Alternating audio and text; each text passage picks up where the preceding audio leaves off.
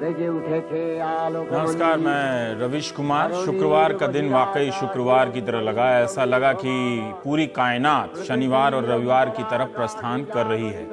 महालया की धुनों के साथ और धूप की सुगंधों के इंतजार में देश के कई इलाकों में दुर्गा पूजा की आहट अक्टूबर के स्वागत में ओस की बूंदों की तरह टपक रही है। भारत ऑफ सीजन से त्योहारों के ऑन सीजन की तरफ बढ़ने लगा है, जहां बड़ी बड़ी संख्या में खरीदारों के घर से निकलने की उम्मीद की जा रही है। अखबारों में विज्ञापन आने लगे हैं, लेकिन इन सबसे दूर कोई सेना में गए बगैर युद्ध की सी तैयारी के हालात में काम कर रहा है तो हमारे न्यूज चैनलों के रिपोर्टर एंकर चैनलों ने सरकार के संयम को भी अनदेखा किया है। सरकार की तरफ से कोई आक्रामक बयान आ ही नहीं रहा है। कहीं आ ना जाए इसके आस में निगाहें हर बैठकों की तरफ दौड़ पड़ती हैं। करने के बाद चुप हो जाने की आदत मीडिया के लिए नई है। जरूरी नहीं कि ये बात कही ही जाए कि हम साथ साथ हैं। जो मीडिया से नाराज है वो भी उसी मीडिया के आगोश में है।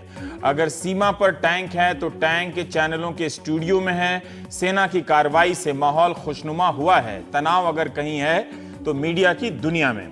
हाँ हाँ कहने की प्रतिस्पर्धा ना कहने के अकेलेपन से कम पीड़ादायक नहीं होती। सीमा के भीतर गरीबी के खिलाफ जब जंग होगी तो आप देखेंगे कि यही मीडिया अपने 20-20 रिपोर्टर की तस्वीरें लगाकर भारत के गरीब जिलों में तैनात करेगा और मुफलिसी से आजाद करवाएगा। ऐसी खूबसूरत जंग का इंतजार हमेशा रहेगा। कुछ होना चाहिए, सिर्फ सीमा पर नहीं हो रहा बल्कि कुछ सीमा के भीतर भी हुआ है जिसकी तारीफ हो रही है। आमतौर पर सरकार कोई कार्यक्रम लाए तो मीडिया का पहला काम होता है, अच्छा ये लेके आए वो देखते हैं। ये पहला कार्यक्रम मैंने देखा कि जिसको अगर मेरे से भी ज्यादा किसी ने प्रमोट किया हो तो मीडिया के मित्रों ने किया है और सकारात्मक रूप से किया है। मंत्रियों के टाइमलाइन पर जाकर देखा तो लगा नहीं कि एक दिन पहले भारत ने इतनी बड़ी रणनीतिक कामयाबी हासिल की है। सब ऐसे सामान्य से दिखे जैसे गीता का सार ठीक से समझ लिया हो। केंद्रीय मंत्री एम वेंकैया नायडू अपनी टाइमलाइन पर केंद्रीय विद्यालय देहरादून को देश के सबसे साफ स्कूल कैंपस चुने जाने पर बधाई दे रहे थे। स्वास्थ्य मंत्री जेपी नड्डा ने पीजीआई चंडीगढ़ के देश के सबसे स्वच्छ अस्पताल चुने जाने पर बधाई दी। मानव संसाधन मंत्री प्रकाश जावड़ेकर ने 600 विदेशी शिक्षकों के भारत में पढ़ाने की खबर ट्वीट की। वित्त मंत्री जेटली जीएसटी काउंसिल की बैठकों में मशरूफ रहे। केंद्रीय मंत्री स्मृति ईरानी ने तो महालया का क्लिप ही ट्वीट कर दिया। मामूली फिल्मों के रिलीज होने के किस्से से शुक्रवार की हलचल देखती बनती थी, लेकिन इतनी बड़ी कार्रवाई के अगले दिन की खामोशी भी देखने लायक है। हमारे सहयोगी अखिलेश शर्मा की रिपोर्ट है कि बीजेपी ने भी अपने नेताओं से कहा है कि अधिक जोश से बचें, प्रतिक्रिया देते समय संयम दिखाएं और सेना के जवानों के शौर्य को रेखांकित करें। उस पार शायद इसका इंतजार होगा कि इस पार से प्रधानमंत्री कुछ बोल दें ताकि उसके जवाब में उस पार से कुछ इस पार के लिए बोल दिया जाए। उस पार वालों को प्रधानमंत्री लगातार निराश कर रहे हैं। वो विज्ञान भवन से कैमरों के सामने मुखातिब तो हुए, लेकिन ऐसी बात कह गए जिसकी शिकायत उस पार वाले करे भी तो किससे करें? चीन से करें या संयुक्त राष्ट्र से करें? बस में जाते हैं, कोई साथी मित्र बगल में बातचीत करने वाला नहीं है, बैठे हैं तो धीरे से हाथ सीट के नीचे जाता है, उंगली से धीरे धीरे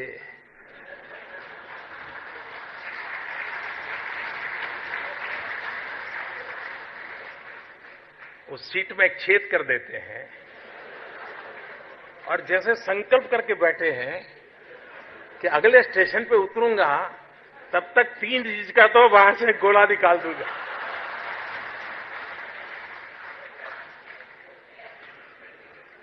इसमें से कोई नहीं होगा जिसने ये काम न किया हो।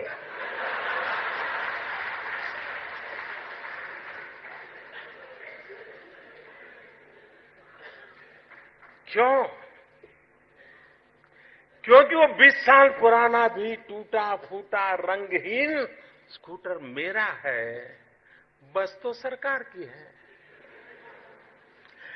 ये भूल जाते हैं कि सरकार भी हमारी है।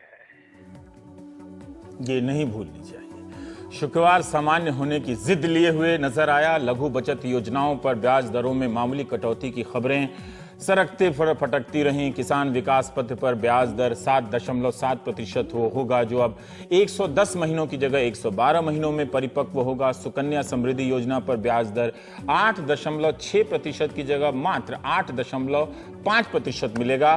कितनी मामूली गिरावट है। देश सामान्य गति से चल ही रहा है। गांव कनेक्शन अखबार ने लिखा है कि 2 अक्टूबर के दिन ग्रामीण बैंक के कर्मचारी अपनी मांगों को लेकर 625 जिला मुख्यालयों पर गांधी की प्रतिमा के सामने परिवार सहित उपवास करेंगे। ग्रामीण बैंकों की स्थापना 2 अक्टूबर के रोज ही हुई थी। उनकी मांगे हैं पेंशन वगैरह की। देवेंद्र शर्मा ने ट्वीट किया कि तमिलनाडु में 45 जगहों पर 2 अक्टूबर के दिन सरसों सत्याग्रह होने वाला है, जेनेटिक मॉडिफाइड फूड के खिलाफ, जीएम फूड के खिलाफ। कहने का मतलब है कि भारत सामान्य गति से चल रहा है। खबर आई है कि पाकिस्तान ने एक भारतीय जवान को अपने कब्जे में लिया है।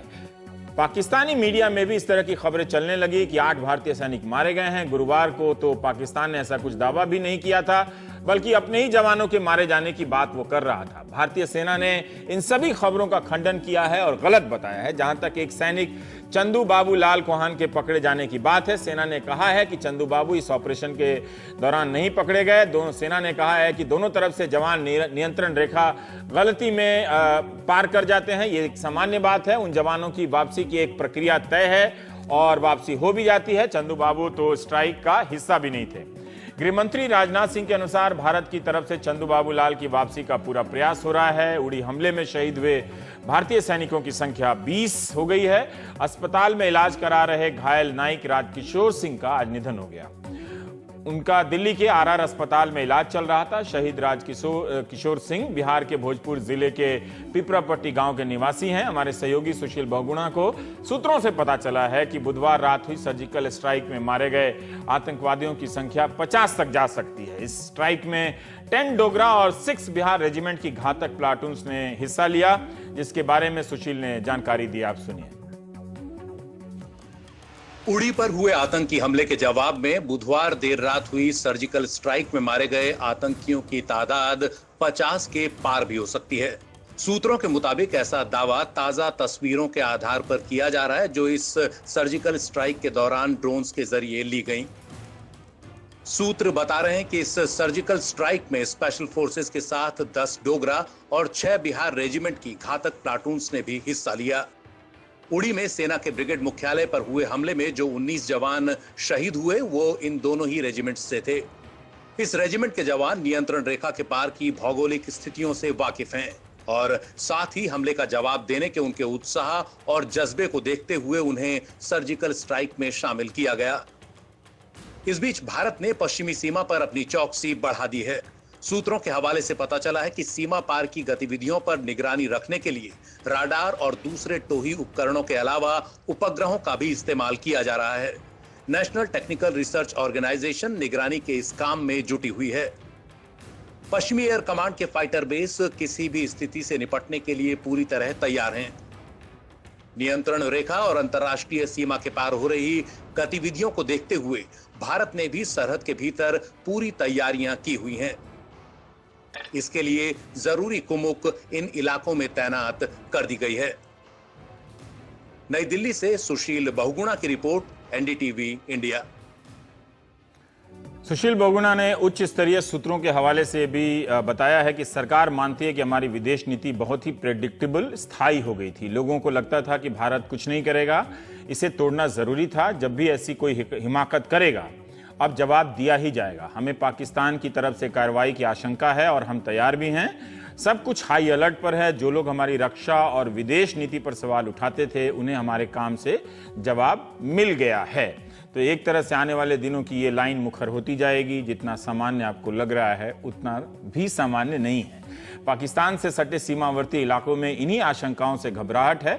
घाटी से लेकर जम्मू के पास तक के इलाकों में, पंजाब के पास अंतर्राष्ट्रीय सीमा पर भी युद्ध की आहट से लोग गांवों से जा रहे हैं। कुछ लोग गांवों में रुके हुए हैं, कुछ लौट के भी आ रहे हैं। आनंद पटेल की ये लंबी रिपोर्ट देखते हैं। सरहद के पास के गांवों में अजीब सी बेचैनी दिखती है। लोग सामान समेट रहे हैं और सुरक्षित जगहों की तरफ बढ़ रहे हैं। रेड अलर्ट है और सबसे अपील की जा रही है कि गांव खाली कर सुरक्षित जगहों पर जाएं। ਦੁਬਾਰਾ ਫਿਰ ਬੇਨਤੀ ਹੈ ਭਾਈ ਸ਼ਾਮ ਤੋਂ ਪਹਿਲਾਂ ਪਹਿਲਾਂ जो अपना इलाका खाली करना है। इस गांव में बारिश के मौसम में नाव ही आने जाने का सहारा है। अब इस नाव को पूरे परिवार के साथ जरूरी सामान का बोझ भी ढोना है। हालत यह है कि ट्रैक्टर तक को नाव के जरिए ले जाया जा रहा है। गांव वालों के मुताबिक निर्देश है कि उन्हें इलाका खाली करना है, लिहाजा जो जरूरी सामान है उसे समेट रहे हैं। ये रावी नदी है और इस रावी नदी के उस पार जो गांव हैं उनका जरिया इस तरफ आने का इन दिनों ये नाव होती है, क्योंकि बरसात के वक्त जो इस तरह के जो ये पुल होते हैं, पॉन्टून के पुल, ये हटा लिए जाते हैं। अब दोबारा पुल बनाया जा रहा है, लेकिन इस दौरान ये नाव ही उधर से इधर आने का जरिया होते हैं। और अब जब सरकार ने कहा है कि गांव खाली किए जाएं, तो गांव वाले जो है इस नाव के जरिए अपना सामान सुरक्षित जगहों पर ले जा रहे हैं। ये ट्रैक्टर भी लेके जा रहे हैं। ये ट्रैक्टर क्यों लेके जा रहे हैं आप यहाँ से? सर अगर सरकार ने किया है कि अपना कीमती सामान ले जाओ पीछे। बच्चा जो भी जनानी है, मोटरसाइकिल है, अपना जो कीमती सामान है पीछे ले जाओ, सब लेकर जा रहे हैं। अच्छा, ये ट्रैक्टर भी लेके जा रहे हैं आप इसलिए? हाँ जी, सर लेकर जा रहे हैं। अच्छा, हाँ जी, तो हमारी खेती है, पानी दान को लगाकर सर फिर शाम को वापस चले जाते हैं। अच्छा, और अब जब ये जंग की बात हो रही है, तब अब उधर कौन देखेगा फिर आपका सामान, आपका घर जो है उधर? सर वह ताले एक एक हमारा जो पापा है, बड़ा कोई आदमी है, कोई दादा है, उधर ठहरेगा, शाम को आएंगे ले जाएंगे। सरहद पर रेड अलर्ट की वजह से जो गांव है नदी के उस तरफ, रावी नदी के उस तरफ, वहां पे जो रहने वाले लोग हैं वो अब रात वहां नहीं बिता रहे हैं। दिन में गांव में जा रहे हैं, अपने कामकाज निपटा रहे हैं, अपनी खेती बाड़ी निपटा रहे हैं, उसके बाद शाम को वहां से वापस आ जा रहे हैं। बहुत सारे लोग हैं जो दरिया के इस तरफ आ रहे हैं। क्या स्थिति है गांव की, क्या स्थिति है, क्या हालत है? सर गांव की बहुत मंदी हालत है। जो भी गांव के लोग रहने वाले हैं वो वापस आ रहे हैं वहाँ से। कल का पुलिस ने हाई अलर्ट किया था, डीसी साहब भी आए थे, अभी सुखजिंदर सिंह सुखी वो भी गए हैं, मौके का जायजा लेने गए हैं। ठीक है, रात में नहीं रुकने दे रहे वहाँ पे? रात में नहीं रुकने दे रहे। ठीक है। अमृतसर का घनौए कला गांव सरहद से सिर्फ 1 किलोमीटर दूर है, लेकिन यहां से लोग पलायन नहीं करना चाहते। 70 साल के जगतार सिंह 1965 और 71 की जंग देख चुके हैं। करगिल युद्ध के दौरान भी जो हालात थे उन्हें याद करते हुए कहते हैं कि 3 बार गांव छोड़ चुके हैं और अब नहीं।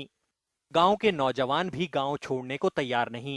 लोग जो है गांव छोड़ के जाना नहीं चाहते हैं ना, बिल्कुल नहीं जाना चाहते। कहाँ जाएंगे लोग? सेना के साथ कंधा से कंधा मिला करके यहाँ पे डट के यहीं पे रहना चाहते हैं कि जो भी होगा देखा जाएगा। ये जो ये गाँव है ना, जो एरिया है, ये फर्स्ट क्लास का एरिया है। लोगों ने जो पक्के घर बना लिए हैं, ये भी एक वजह है कि लोग यहाँ से जाना नहीं चाहते हैं, अपने सामान छोड़ के, अपनी संपत्ति छोड़ के। सर, जिनका और कहीं कुछ रहने का प्रोग्राम नहीं है वहाँ, इसलिए गांव में बार बार 2-3 बार हो चुका है। 71 में गए हैं, अब बार बार लोग थक चुके हैं कि मजबूर हो गए हैं कि रिश्तेदार को कितने दिन रह पाएंगे, इसलिए वो कहते हैं जो होगा यहीं पर टिकना है। घर बनाया, घर छोड़ा नहीं जाता है, घर से हर एक को मोहब्बत है, तो इसलिए यहीं बैठे हैं सब। अच्छा, दिल रखकर। हाँ, जब कारगिल के टाइम भी लोगों को यहाँ से जाना पड़ा? हाँ, तब काफी लोग गए थे, कई वापस ही नहीं आए, शहरों में बस गए, दूर चले गए। तो कुछ वैसे ही नजारा एक बार फिर से याद ताजा हो गई वो उन दिनों की? हाँ, बस कई लोग बार बार मजबूर हो गए। आप बैठे हैं इसीलिए कि अब कहीं नहीं जाना, मरना है यहीं, मरना है, जीना है यहीं।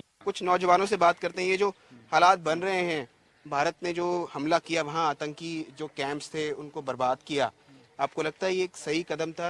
और आप लोग को हालांकि मुश्किल हो सकती है इसकी वजह से? सर, इसकी वजह से मुश्किल तो है, लेकिन इंडिया ने जो भी किया बिल्कुल सही किया। पाकिस्तान को पता कैसे चलेगा? हमारे जवान शहीद हुए हैं, उनके हुए हैं, अब उनको पता चलेगा क्या दर्द होता है। ठीक है ना, जो हिंदुस्तान ने किया बिल्कुल सही किया, हमसे इसको कोई निराशा नहीं। ठीक है, तो लेकिन मुश्किल होगी थोड़ी आपको? सर, मुश्किल तो है, भैंसों को लेकर जाना, सामान लेकर जाना, यहाँ पीछे रहने का कोई प्रबंध नहीं है। कई लोग हैं पीछे जगह नहीं है लोगों के पास, कहाँ रहें जाकर, इसीलिए यहाँ पर ही रहना पड़ेगा। जिन किसानों के खेत सरहद के उस पार हैं, उन्हें बढ़ते तनाव को देखते हुए उस पार खेती के लिए जाने नहीं दिया जा रहा। गांव वालों को फसल खराब होने की चिंता सताने लगी है। आप बताएं किस तरह से फसल खराब हो सकती है आपकी? अगर देखो, जे 2-4 दिन को पानी लग जाएगा तो वो बचेगा नहीं, तो सब मुंजर हरी निकल के सोका लग जाएगा।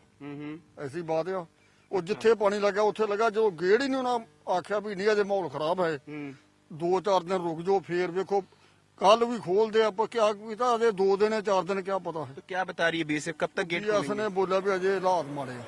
अच्छा पापा नहीं ये नाल जाना पड़ता है कि नहीं अं खोलना जी। तो कब तक खोलेंगे ये नहीं बता रहे हैं। ये गल बारे नहीं उन्हें बोला। फिर तो फसल खराब भी हो सकती है। हो सकती है जो मर्जी उन्होंने क्या लगे वो तो बोल बीएस ਨੂੰ क्या लगे बीबीएस बोलता भी नहीं आप जाने नहीं देना जो गेट ही नहीं खोलना कैसे जाएगा बंदा। जिसे पानी पड़ रहा है उसे पड़ रहा है, जिसे पानी लगा है ना परसों का उसी पेड़ी में पड़ रहा है। जब दूसरी पेड़ी को पानी लगाएंगे उसमें पड़ेगा वो ज्यादा पाई जाएगा और सूख जाएगा। ये कुछ हालात शाम को भी गिड़ा मारना चाहिए, सुबह भी मारना चाहिए, फेरी फसल से फेरी तैयार होनी है। ने बोलिया 8 मील को तो पीछे बोलिया भी पीछे भाजो पीछे क्या आया है दुख तो है जो डिफेंस के आगे है पीछे वालों क्या दुख है। 11 की ਜਿਹੜੀ ਹੈ 11-21 ਨੂੰ ਮਤਲਬ ਸਪਰੇਆਂ ਹੋਣ ਵਾਲੀਆਂ ਹੈ ਤੇ ਉਹ ਸਪਰੇਅ ਜੇ ਕਰਨੀ ਸੀ ਤੇ ਸਪਰੇਅ ਜੇ ਸਪਰੇਅ ਨਾਲ ਨਾ दाना साफ होएगा उसको तेला पड़ेगा रेट जो है घट हो जाएगा उसका वो फसल उतना डिग पेगी ਤੇ उसका फायदा या कोई मिलेगा किसान आपे मरिया किसान ਤੇ ਜੇ फसल है ये 8 रोज को कटने वाली है 4 रोज को ये ਹੁਣ ਪਹਿਲੋਂ किसान कटा रहा कि डरदा कटा रहा भी पता नहीं उधर किधर माहौल खराब हो जाना है तो हम कटा दिए इसको।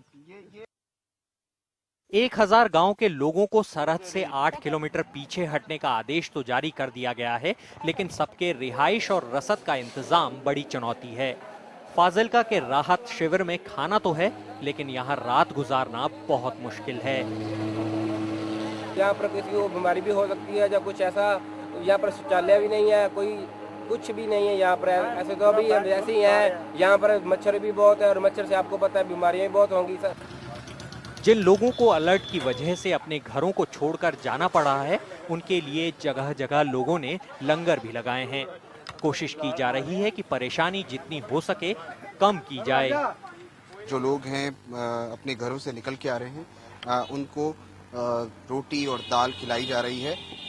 आपसे जानना चाहूंगा, बहुत सारे लोग निकल के आ रहे हैं सरहदी इलाकों से। हाँ जी, बहुत लोग आ रहे हैं। अच्छा, पुलिस बहुत बॉर्डर पे आई है, वो सभी रंग के उसके लिए लंगर लगाया है खाने के लिए। अच्छा, तो मतलब स्थानीय लोगों के अलावा पुलिस को भी आप लंगर खिला रहे हैं? पुलिस को भी जो भी रोड पर जा रहे हैं पुलिस को भी सभी याद रखें। तो ये जज्बा है, ये भावना है जो पंजाब के लोग हैं, जो सरकारी मुलाजिम हैं, पुलिस के लोग हैं, उनकी भी सेवा हो रही है क्योंकि बहुत बड़ी तादाद में जो पुलिस फोर्स है वो लगी हुई है। साथ ही साथ जो लोग चल के आ रहे हैं सरहदी इलाकों से, उनके लिए भी चाय और दाल और रोटी का इंतजाम यहाँ पे किया गया है स्थानीय लोगों की तरफ से, स्थानीय गांव वालों की तरफ से, और गुरुद्वारों में भी इसी तरह के इंतजाम किए गए हैं।